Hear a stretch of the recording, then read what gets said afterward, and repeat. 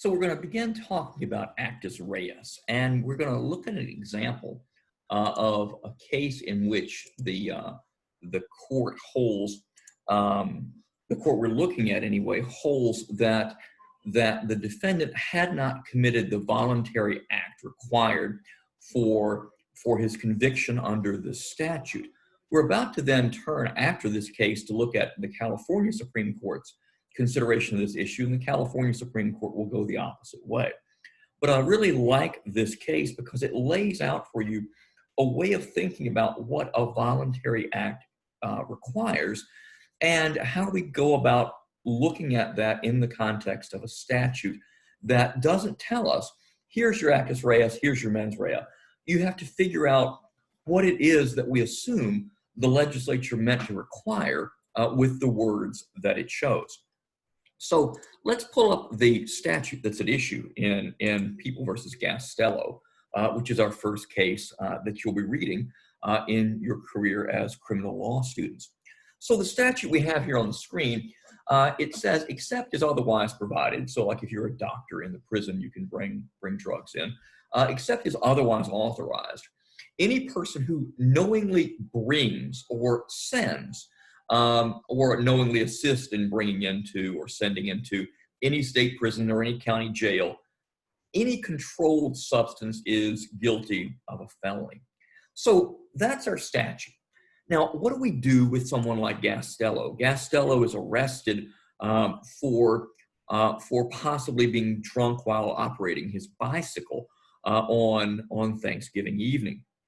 Kind of an odd story. The officer stops him because his bicycle doesn't have a light on it at 11 o'clock at night. Definitely it would be dark at that hour anywhere in the country, but certainly on Thanksgiving evening.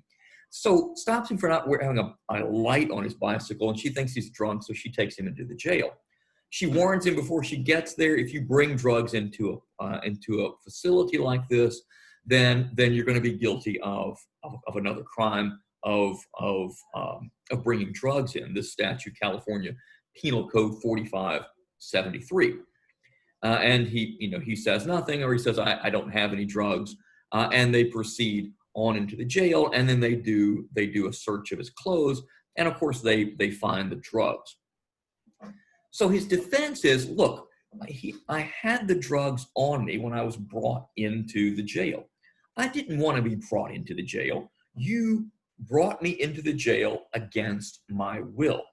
And the California Court of Appeal says that is exactly right. That if you look at this statute, the word bring requires a voluntary bringing, and that would require voluntary presence in the jail.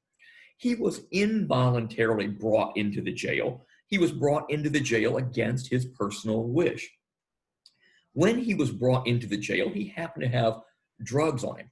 Now, the court says, look, if you were trying to convict him of a crime that made it a felony not to disclose his presence of drugs or not to disgorge the drugs, if you had a statute that made a crime of omission, the failure to give up the drugs, a crime, then the California Court of Appeal said, then you would have a statute that mapped onto his actions.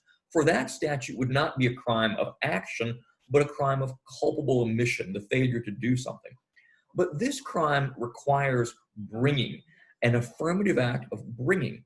And every actus reus, the court says, has to be done voluntarily.